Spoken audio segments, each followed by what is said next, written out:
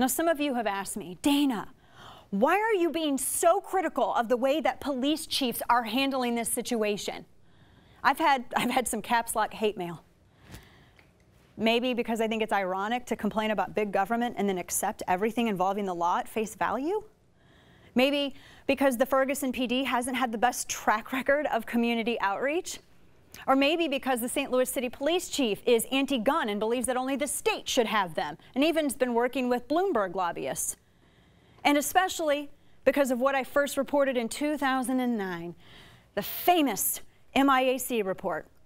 This was drafted and distributed by the Missouri Highway Patrol, who, by the way, just now took over the security of Ferguson, and it bears the name of Governor Jay Nixon.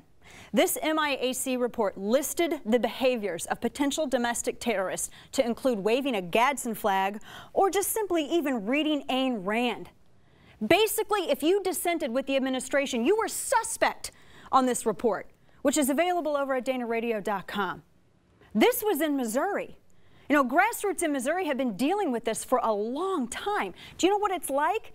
You know what it's like to have your behaviors placed on a list and to be questioned as a potential domestic terrorist because you dissent, because you might read Ayn Rand, because you have a military authorized Gadsden flag?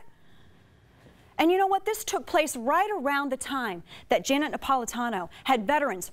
When they returned from Afghanistan, they were listed as potential domestic terrorists because they served their country. So forgive me if I'm a little critical of the heavy-handed tactics of Missouri law enforcement. The governor and Missouri Highway Patrol included people like us on a list. Missouri is also the home of the infamous Obama Truth Squad. Remember how I told you, remember Bob McCullough's name?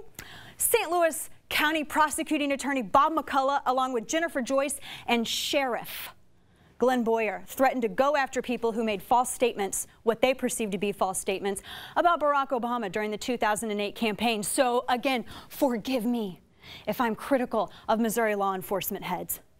And this is also the same place where SEIU beat Kenneth Gladney to a fetal position on the parking lot pavement. Do you remember? I was there. I was there.